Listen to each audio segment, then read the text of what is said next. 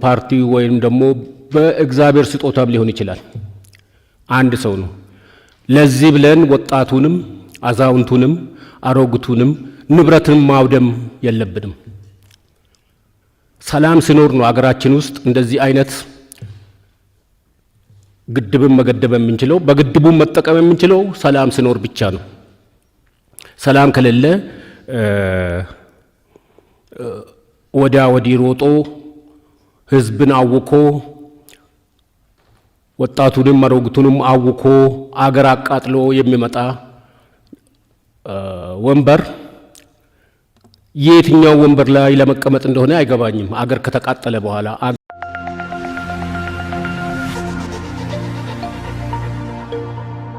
ሰምተዋል። አየር ጤና አደባባይ አጠገብ ወደ ቤተልና ዓለም ባንክ በሚወስደው ዋና መንገድ ዳር ከ500 በላይ አፓርታማ ቤቶችና የንግድ ሱቆች ግንባታው ተጀምሯል። ሞን ሪል ስቴት ባለ 2 መኝታ፣ ባለ 3 መኝታ ከ97 ካሬ ሜትር ጀምሮ በማስታወቂያ ዋጋ በካሬ 69500 ብር ከ8 በመቶ ቅድመ ክፍያ ጀምሮ ከበቂ የመኪና ማቆሚያ ጋር ከ4000 ካሬ በላይ አረንጓዴ ግቢ ሙሉ ክፍያውን ለሚከፍሉ ደንበኞች በተመረጡ አፓርትመንቶች ላይ የ30 ከመቶ ቅናሽ ይዘን መተናል። ይፍጠኑ፣ ዛሬውኑ ይግዙ። እጅግ ማራኪ ዋጋ፣ ምቹ ያከፋፈል ስርዓት። ፓርቲ ወይም ደግሞ በእግዚአብሔር ስጦታም ሊሆን ይችላል። አንድ ሰው ነው። ለዚህ ብለን ወጣቱንም አዛውንቱንም አሮግቱንም ንብረትን ማውደም የለብንም። ሰላም ሲኖር ነው አገራችን ውስጥ እንደዚህ አይነት ግድብን መገደብ የምንችለው። በግድቡ መጠቀም የምንችለው ሰላም ሲኖር ብቻ ነው። ሰላም ከሌለ ወዲያ ወዲህ ሮጦ ህዝብን አውኮ ወጣቱንም አሮግቱንም አውኮ አገር አቃጥሎ የሚመጣ ወንበር የትኛው ወንበር ላይ ለመቀመጥ እንደሆነ አይገባኝም። አገር ከተቃጠለ በኋላ አገር ከወደመ በኋላ ወንበር ውስጥ ጥቅሙ ምንድነው? ከህዝብ ጋር እስካልሆነ ድረስ ህዝብ እስከሌለን ድረስ አብሮን የሚሄድ ንብረትና ሀብት እስከሌለ ድረስ ወንበር ውስጥ ቢገኝ ምን ይጠቅማል? ስለዚህ በሰላም ጉዳይ ላይ ሁሉም እጅ ለእጅ ተያይዞ መነሳት አለበት። ሁሉም ለሰላም መዘመር አለበት። በሰላም ሁሉም ነገር ሊመጣ ይችላልና እቺ ሀገር ደግሞ ልክ እንደ ሌሎች አንዳንድ ሀገር አፍሪካ ሀገሮች ሁልጊዜ ወንበር የሚቀያየረው በጥይት መሆን የለበትም። የኔም ሆነ የፓርቲ እምነት ይሄ ነው። በሰላም ነው መቀያየር መቻል ያለበትና መሄድም ያለበት። ብዙ ቦታ ለማየት ሞክሬያለሁ። ካየኋቸው የሀገራችን አንዳንድ ክፍሎች እኔ በቅሬታ ማነሳው ቀደም ሲል 27 ዓመት ሲያስተዳድር የነበረው ፓርቲ ዛሬም እኔ ካላስተዳደርኩ አገሯን አቃጥላለሁ፣ አገሯን አጠፋለሁ፣ ህዝቡን አወድማለሁ ብሎ መነሳቱ ምን ለማስተዳደር እንደተፈለገ ድንጋዩን ነው እንጨቱን ነው ወይስ ዛፉን ነው ለማስተዳደር የተፈለገው ህዝቡ እስከወደመ ድረስ? ስለዚህ እኔ በሰላም ጉዳይ ላይ ሁሉም ፓርቲ ሁሉም ህዝብ አሮግት አዛውንት ወጣት ሳይቀር ስለ ሰላም መዘመር መቻል አለበት። ዛሬ ወጥተን መግባት የምንችለው ሰላም በአገራችን ሲኖር ነው። ዛሬ እኔ ባሌ ደርሼ መምጣት የምችለው ሰላም ካለ ነው። ኢሉባቡር ደርሼ መምጣት የምችለው ሰላም ካለ ነው። ይሄ ከሌለ የህዝብ መቆራረጥም ይመጣል። ህዝብ ወጥቶ ወደ ራቅ ብሎ ዘመዶቹን መጠየቅ የማይችል ከሆነ አገር ሊሆን አይችልም፣ መንደር ነው የሚሆነው። ስለዚህ ሁላችንም ስለ ሰላም መዘመር መቻል አለብን ለማለት ነው።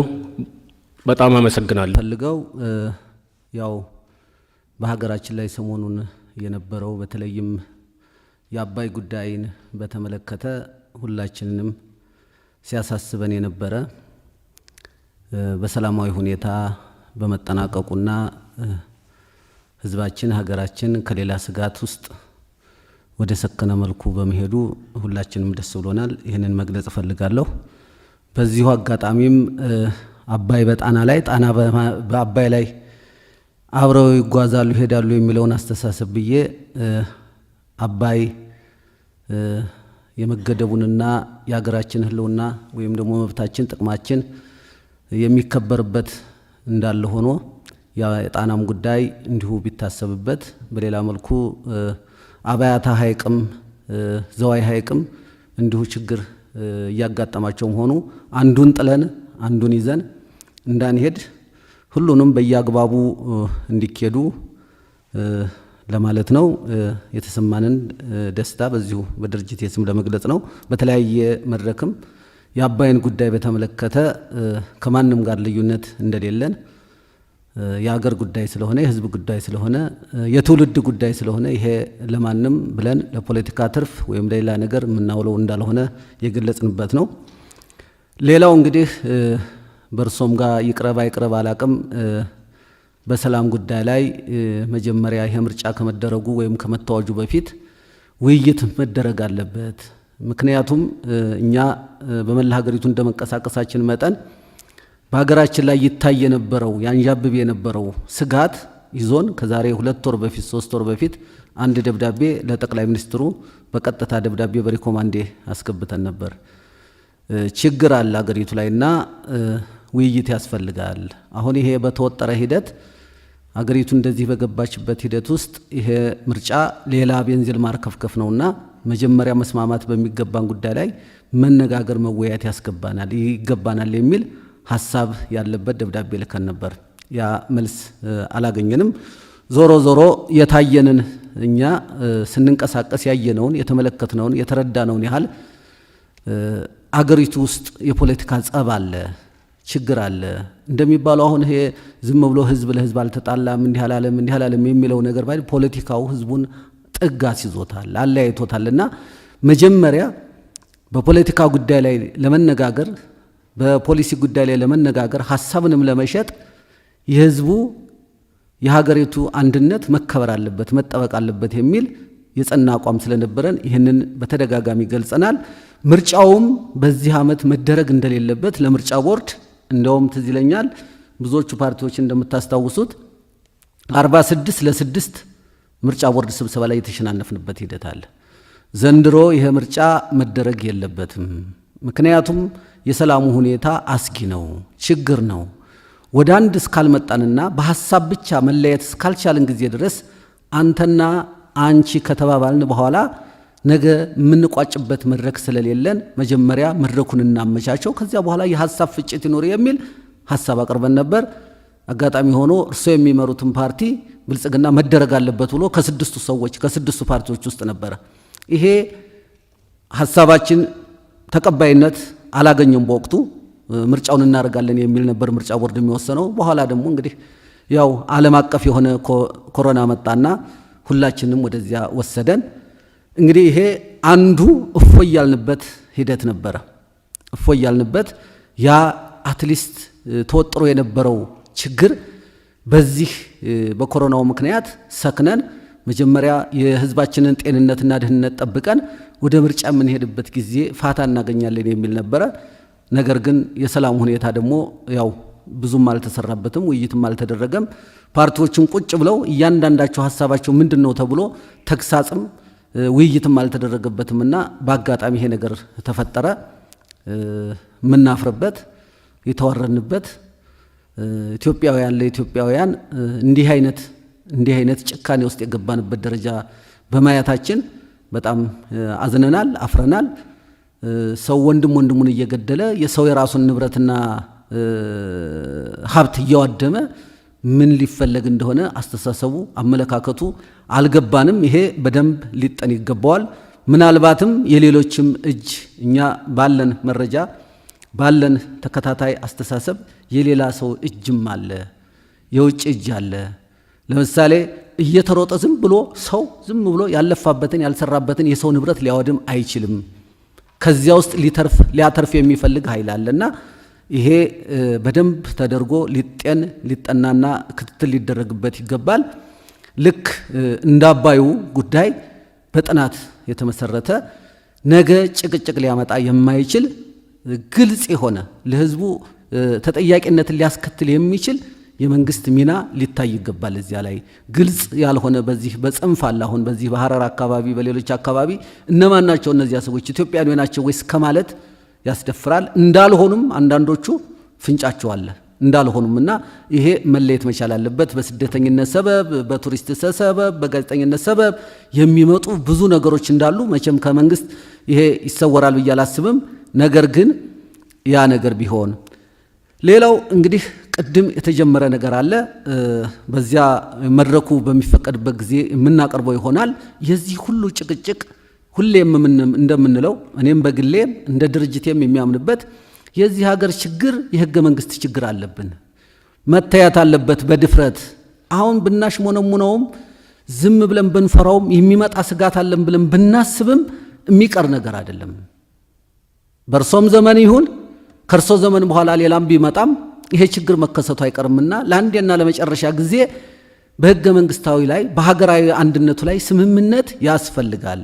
ይሄ በድፍረት መኬድ አለበት። እኔ እንዲያውም ከእስር ቤት ከወጣን በኋላ ይከበራል ብዬ ያሰብኩትና እንትን ያልኩት ሁለት ነገሮች ነበሩ፣ ሶስት ነገሮች። አንደኛው የህገ መንግስቱ ጉዳይ ይታያል የሚል እምነት ነበረኝ። ሁለተኛው የጸረ ሽብር ህጉ እሱ ያ ጸረ ሽብር ህግ ብዙ ዋጋ ያስከፈለን ስለነበረ በሐሰት ያለ ማስረጃ የሚጠሉትን ሰዎች ብቻ እየተፈለጉ ዋጋ የተከፈለበት ሂደት ስለነበረ እሱ ይሰረዛል ወይም ደግሞ ሙሉ በሙሉ ይቀራል የሚል እምነት ነበረን። አንድ ወቅት ላይ የዛሬ ዓመት አካባቢ መሰለኝ ውይይት አድርገንበታል። እንዲቀር ሐሳብ ሰጥተናል። ግን እስካሁን ድረስም ምን ላይ እንደደረሰ እናቅም። ሌላው በሀገራችን ውስጥ ማየት የምፈልገውና እስካሁንም ድረስ ሲሆን ያላየሁት የታገልንለትና አትሊስት እንደው የተሻለ ነገር ይመጣል ብለን ያሰብነው የህግ የበላይነት ነበር። እሱን ሲሆን አላየንም። ምክንያቱም ያጠፋ ያልተጠየቀበት እርሶም በፓርላማ ቀርበው እኛ አልነበርንም ወይ አሸባሪ ብለው ባሉት መሰረትና ያ ሁሉ አካል ጎድሎ ያን ሁሉ አካል ያጎደሉ ሰዎች በእኔ ላይ ብቻ እንኳን 8 ደህንነቶች አራዳ ፍርድ ቤትና ሰሚት ቦሌ ሰሚት ፍርድ ቤት አራት በሐሰት የመሰከሩብኝ በኋላ በማስረጃ ነፃ ያወጣሁበት አንድ ዳኛ አግኝቼ በኢትዮጵያ ታሪክ ውስጥ በ27 ዓመት በ28 ዓመት አንድ ዳኛ ብቻ አግኝቼ ነፃ ያወጣሁበት። ዛሬ እነዚያ ሰዎች ዛሬም ደህንነቱ ናቸው። በሐሰት ፍርድ ቤት ላይ ምለው ተገዝተው ሲያረጋይተና አይኤስኤስ ነው ብለው የመሰከሩ ሰዎች ማለት ነው። እኔ የምፈልገው በዚች ሀገር ውስጥ የህግ የበላይነት ዳኛ በትክክል ወንበሩ ላይ መርማሪ ፖሊስ በትክክል መርማሪ ፖሊስ ሆኖ ማየት ነው በአገሬ ላይ የምፈልገው። ይሄንን እንድናይ ነው ምኞታችን። ዛሬም በጅምላ የሚደረግ ነገር አለ። ምናልባት ወቅቱ ይሄንን አስገድዶ ሊሆን ይችላል አላቅም። ግን ጥርት ያለ ዳኛ መርማሪ ፖሊስ እንዲኖረን አቃቤ ህግ እንዲኖረን እንፈልጋለን። ፍትህ በሌለበት ሀገር ላይ ዲሞክራሲ፣ ምርጫ፣ ሌላው በሙሉ ለኔ እንጭፍጫፊ ነው። ፍትህ ያስፈልጋታል ኢትዮጵያ። ፍትህ ዜጎች ያስፈልጋቸዋልና ይሄንን በእርሱ አመራር ማየት እንፈልጋለን። አሁን ባለው ሂደትም በአሁን እየታሰሩ ባሉት ሰዎችም ጭምር ፍትህ ያስፈልጋቸዋል። ያጠፋው በትክክል ምንድነው ያጠፋው? የሐሰት ምስክር እዚህ ሀገር ይዘጋጃል። በአይናችን በተግባር ያየነው ነው። የሰው ምስክር በሐሰት ነው የሚመለመለው። ጠቅላይ ሚኒስትር እኔ በቆምኩበት ፍርድ ቤት ላይ አቃቤ ህግና ፖሊስ ናቸው መስክር ያሉኝ እንጂ እኔ አላቀውም የተባለበት ሀገር ነው ያለው። እኔ ፍትህ አደባባይ ላይ ቆሜ ያንን የገሰጸ ዳኛ አላየሁም። ያን አቃቤ ህግ እንዴት ይሄን አረግ ወይስ አንተ ለፍርድ ለዚህ ለምን መጣ ተብሎ ያየሁት ነገር የለምና ይሄ በዚች ሀገር ላይ ካልሰፈነና አሁን ያለው የተወጠረው የሀገር ችግር በውይይት እስካልተፈታ ጊዜ ድረስ እውነቱን ለመናገር ወደፊት ለመቀጠል ያስቸግረናል። የህግ በላይነቱ በአንድ በኩል ይሁን የተወጠረ ነገር አለ።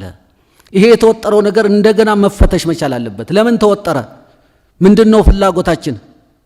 የእያንዳንዱ ፓርቲ ምንድነው? እንደ ግለሰብ ምንድነው? ሀገር ምንድነው የሚፈልገው? ሀገር ፈርሶ ሀገር እንሰራለን የሚባል አስተሳሰብም አለ። በጣም ያዘንኩበት ሶማሌ ፈርሳ ነበር። ዳግማዊ ሶማሌ መተካት ችለዋል አፍርሰው። የመን እየፈረሰች ነው። የመንን መልሶ መተካት ተችሏል።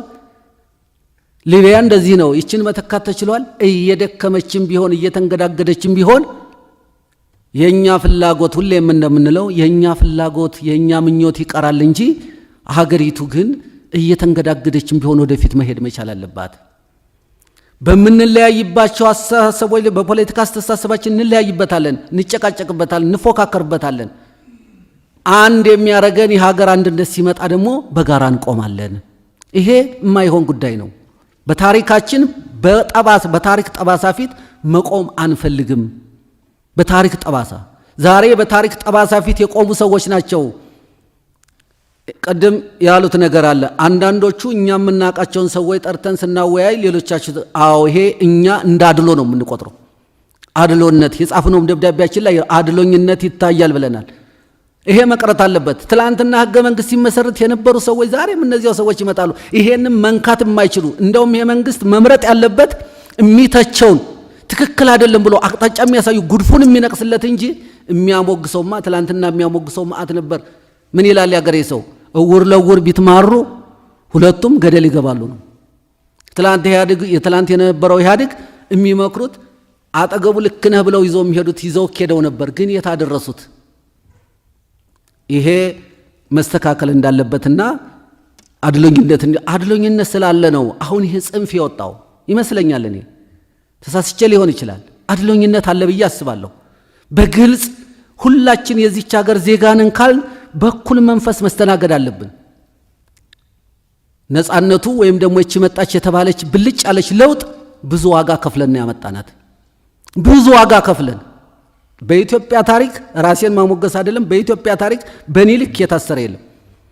በኢትዮጵያ ታሪክ በዚህ በኢህአዴግ በ27 ዓመት ማለት ነው 12 ጊዜ 12 ዓመት ሙሉ በዚህ አሰቃቂ ሰምተዋል። አየር ጤና አደባባይ አጠገብ ወደ ቤተልና ዓለም ባንክ በሚወስደው ዋና መንገድ ዳር ከ500 በላይ አፓርታማ ቤቶችና የንግድ ሱቆች ግንባታው ተጀምሯል።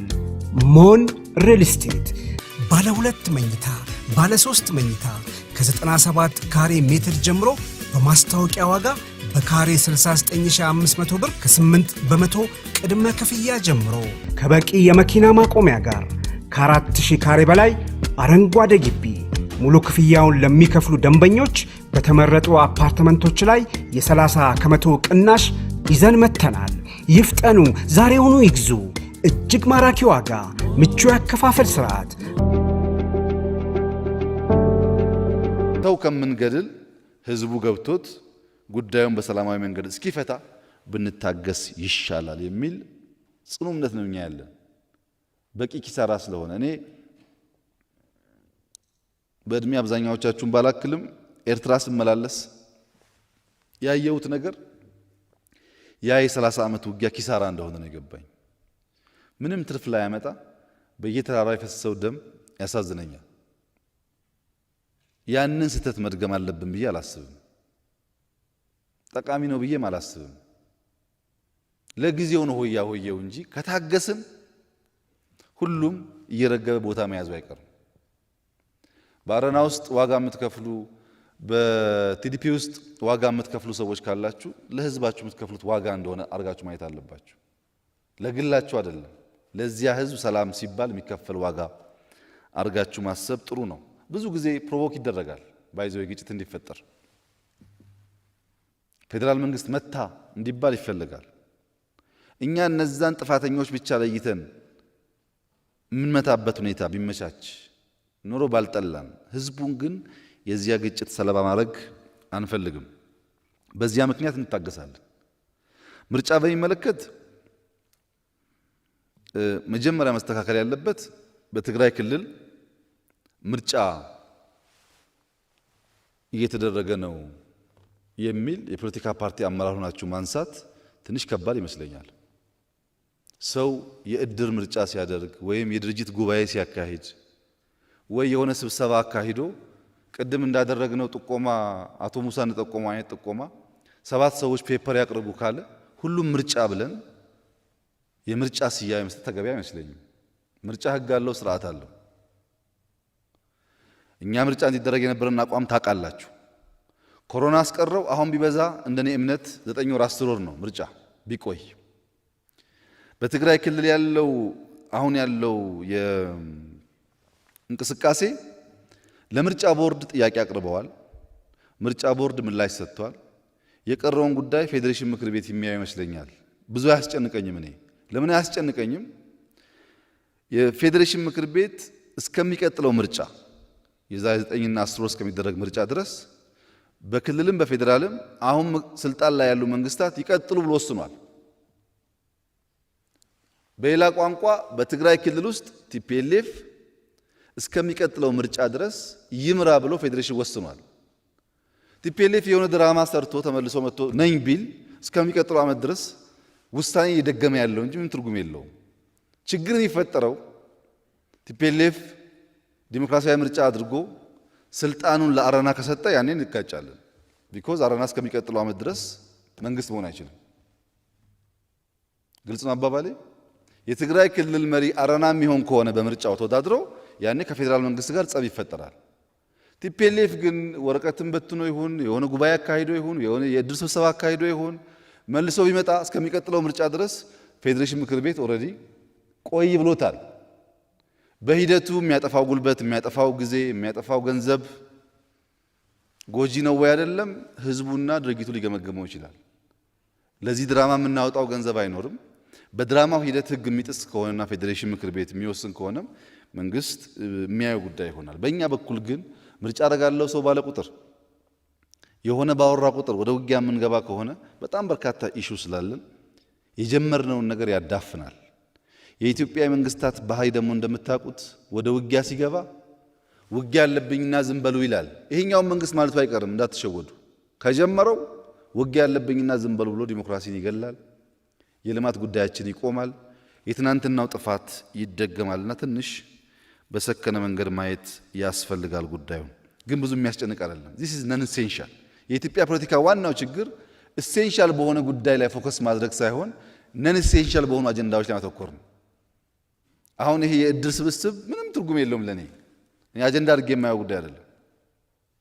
የሚያስጨንቀኝ እኔ አሉ የኔሽን ቢልዲንግ ትርክቶች ያስጨንቁኛል እንጂ እንደዚህ አይነት ጉዳይ ብዙ ማስጨነቅ የለበትም ብዬ ነው የማስበው። በዚያ ቢታይ ጥሩ ነው። የጣና ጉዳይ ይታሰብበት ያሉት በጣም ነው የሚታሰብበት። ለጣና ትልቁ መፍትሄ ችግኝ መትከል ነው። እርሶም ችግኝ በመትከል አሪያ እንዲሆኑ አደራ ማለት እፈልጋለሁ። ይሄ ከእምቦጭ ጋር የሚያያዘው ያው በቅርበት እዛ አካባቢ ስላሉ ያውቃሉ ብዬ አስባለሁ። እንቅስቃሴዎች አሉ በክልል ደረጃም በፌዴራል። ግን የእምቦጭ ዋናውን ፕሮብለም ካልፈታን በስተቀር እዛ በየቀኑ በማሽን ሞከርን፣ በሰው ኃይል ሞከርን። እኔም በአካል ሄጄ አይቼዋለሁ። ምክትል ጠቅላይ ሚኒስትሩ በተደጋጋሚ ሄደዋል። በእንደዛ መንገድ አቴንሽን እንዳጣ ለማስመሰል ለአጀንዳ የሚሞክሩ ሰዎች አሉ። ግን በእኛ በኩል ጣናም ሌሎችም ሐይቆቻችን መጠበቅ አለባቸው። እነሱን ይጠበቁ። ዋናው ስራ ችግኝ መትከል። ፖለቲካ ፓርቲዎች ደግሞ ችግኝ መትከል አትወዱም፣ ነውር ይመስላችኋል። ይሄ የመንግስት ጉዳይ አድርጋችሁ ስለምታስቡት ነውር ይመስላችኋል እንጂ ችግኝ እየተከላችሁ ችግኝ እያስተከላችሁ ብትሄዱ እዛ ያለው አሁን የጣና እምቦጭ ዋናው ችግር ማዳበሪያ ባለፈው እንዳነሳሁት ከተራራ የሚወርደው ነው የሚበላው። ችግኝ ብንተክል እየተቀረፈ ይሄዳል። ሌላውን በጀተን እየሰራ እንገኛለን። እንደሚባለው አይደለም።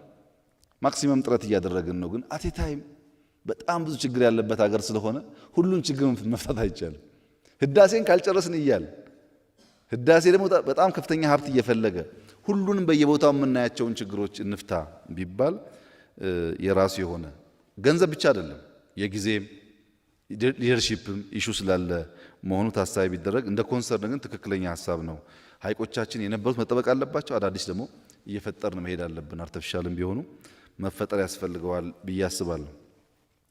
ከአፄ ኃይለ ሥላሴ ጋር ያነሱት ጉዳይ ሰፋ ያለ ሀሳብ ስለሆነ አሁን እዚህ ለመነጋገር ጊዜ አይበቃኝም። ግን ነካ አድርጌ ለማለፍ ሙሉ በሙሉ እርሶ እንዳሉት አይመስለኝም።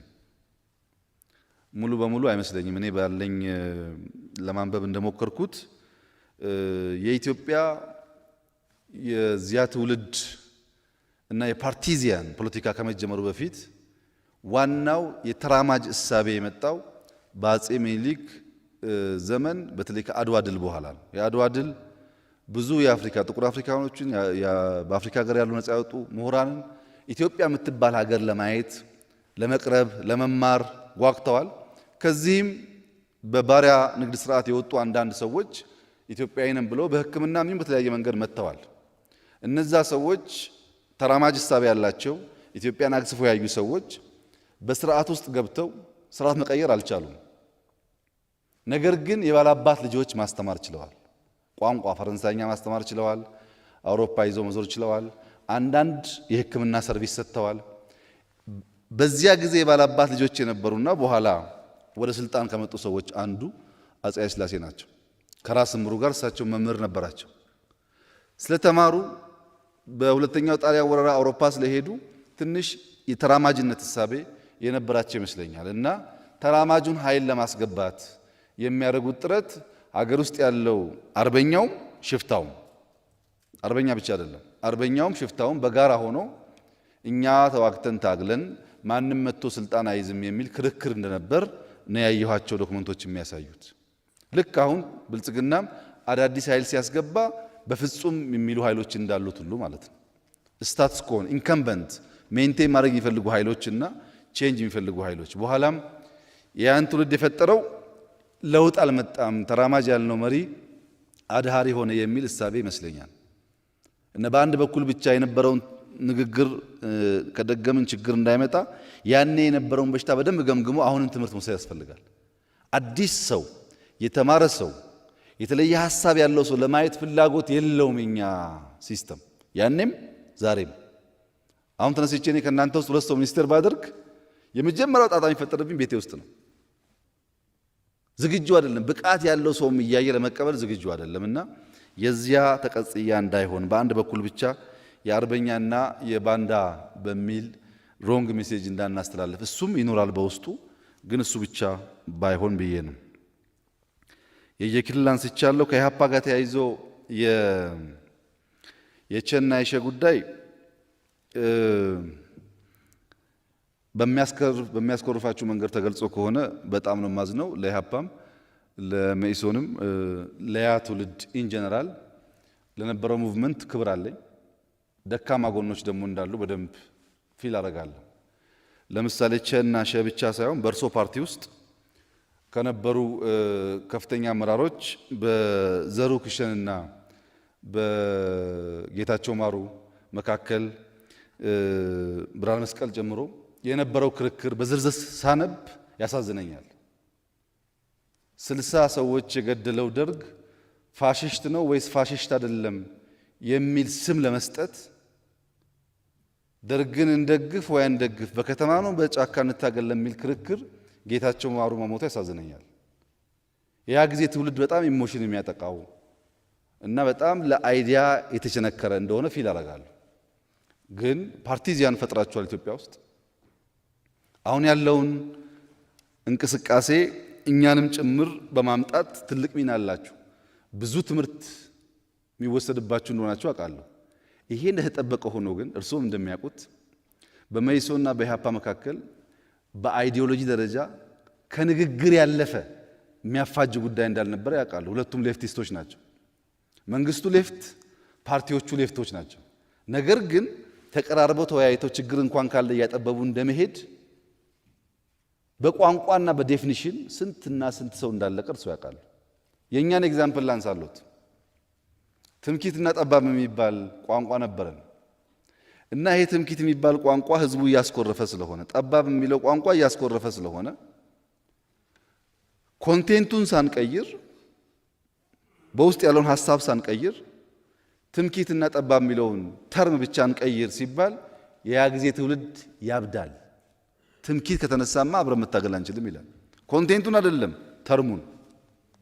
እንደዚህ አይነት የመቸከል ነገር መጥፋት አለበት የሚል እምነት ነው በእኔ በኩል ያለው እንጂ ያኔ ትውልድ ምንም አልሰራም አልታገለም ወይም ጀግንነቱ ለማንበብ መሞከሩን የሚያራክስ እምነት ብዙ የለኝም።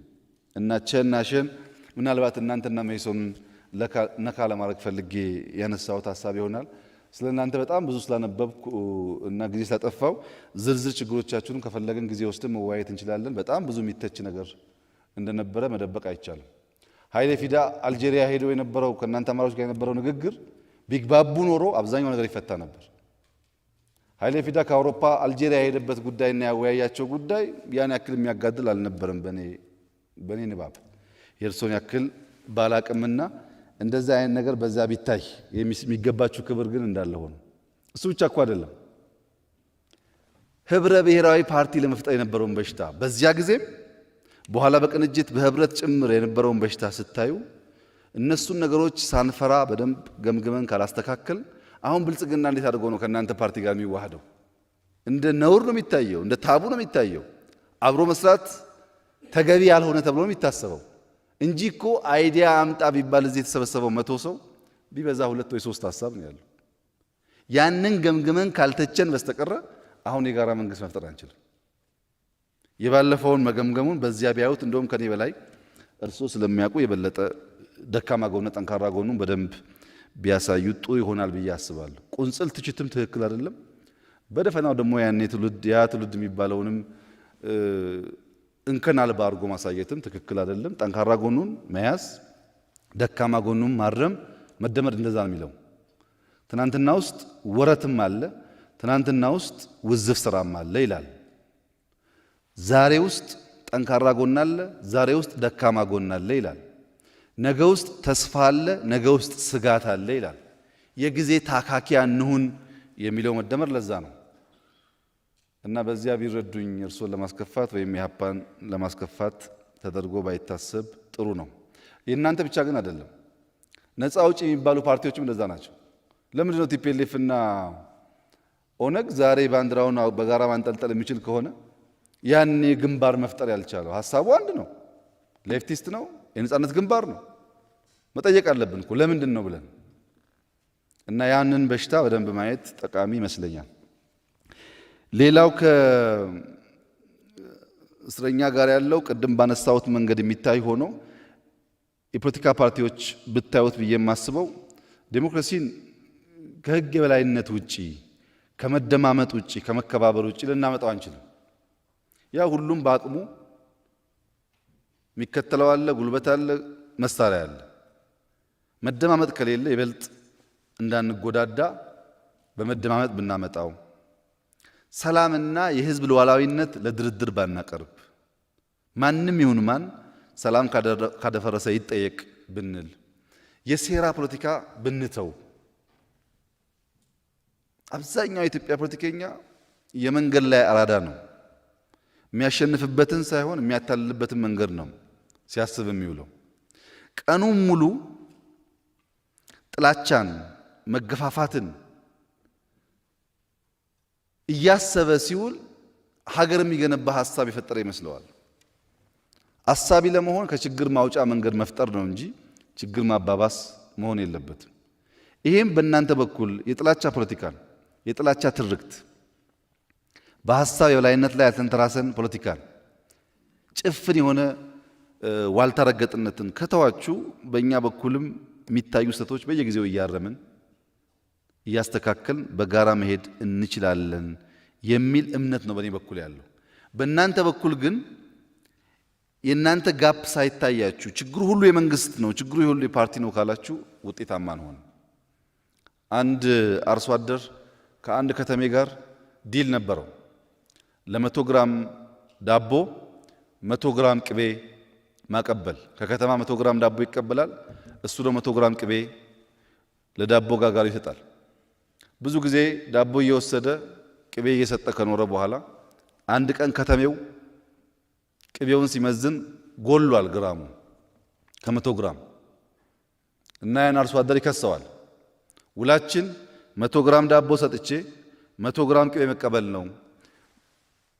ከዚህ ቀደም ስለማልጠረጥረው አልመዘንኩም። አሁን ስመዝነው 100 ግራም ሳይሆን ቀንሷል፣ 90 ግራም ሆኗል ብሎ አርሶ አደሩን ሲከስ፣ አርሶ አደሩ ፍርድ ቤት ቀርቦ ክቡር ፍርድ ቤት፣ እኔ አርሶ አደር ነኝ፣ ዘመናዊ ሚዛን የለኝም፣ ሁልጊዜ ዳቦ ከተቀበልኩ በኋላ ዳቦን በአንድ ጎን አስቀምጬ ቅቤ በሌላ በኩል አድርጌ ነው የምሰጠው እና 90 ግራም ሆኖ እንደሆነ ቅቤው ዳቦ 90 ግራም ሆኗል ማለት ነው፣ መመዘኛዬ የእሱ ዳቦ ነበረ ብሎ መልሶ እሱም ነፃ ወጣ ይባላልና የእኛ መመዘኛ እናንተ ናችሁና ይሄ ብልጣ ብልጥነቱን እና ሁለት ቦታ መጫወቱን በተቻለ መጠን ማስቀረት መሞከር ያስፈልጋል።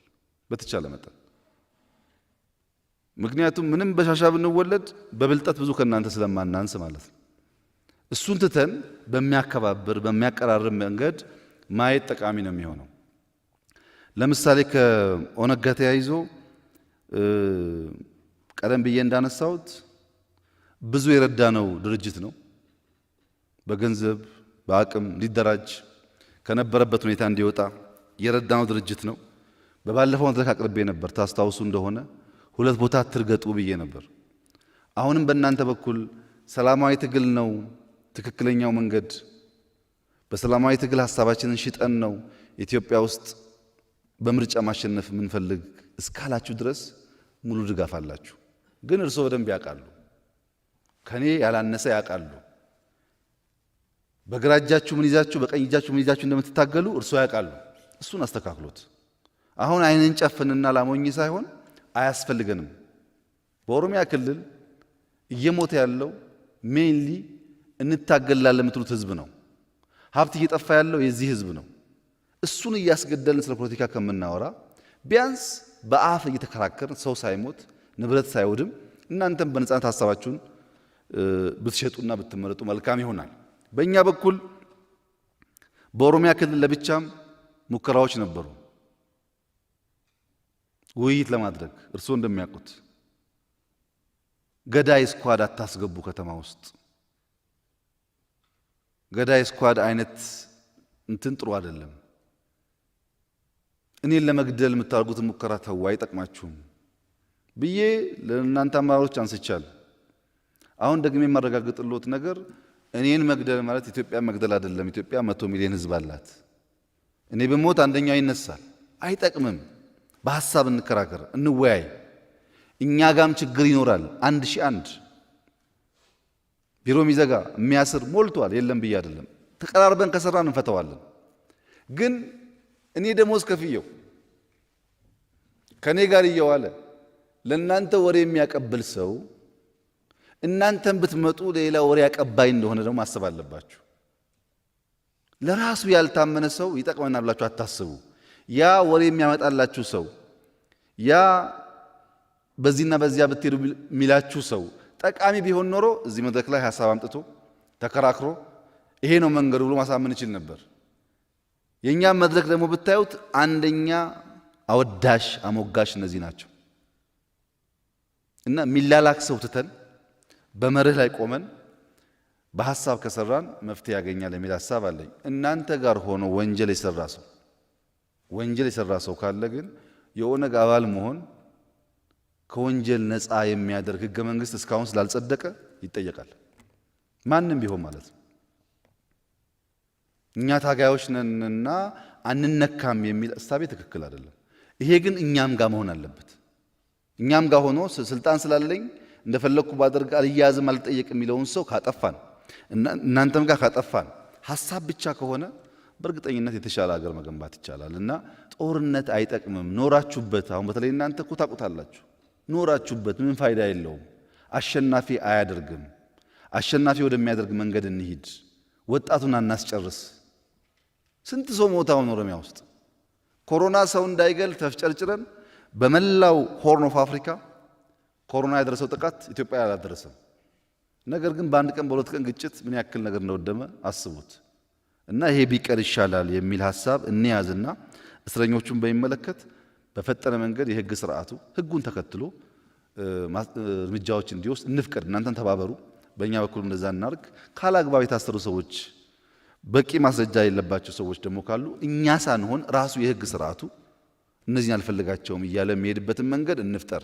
ያ ሲሆን ተቋም የሚገነባው። በዚያ መንገድ ከሄድን መፍትሄ እያገኘን እንሄዳለን ብዬ አስባለሁ። ሞኖፖሊ ኦፍ ቫይለንስ 100% ለመንግስት መተው አለበት።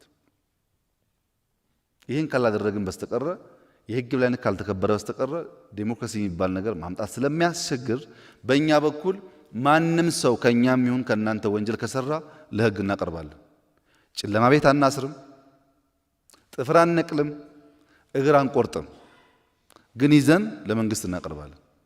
የእስር ቦታው ካልተመቸስ አቶ አዳነ እንዳነሱት እናጸዳለን፣ እናስተካክላለን። በዚያ መንገድ ሰው እንዲቀጣ አንፈልግም። ህግ ግን ስራውን መስራት አለበት። ያን ካደረግን ብቻ ነው ለውጥ ይመጣው። መጨረሻ ላይ የህዳሴን በሚመለከት አንድ መረጃ ለመስጠት ህዳሴን ፍቃዳችሁ ከሆነ ዛሬ ስብሰባ ላይ የተሳተፋችሁ ብቻ ሳትጨምሩ ሳትቀንሱ ፍቃዳችሁ ከሆነ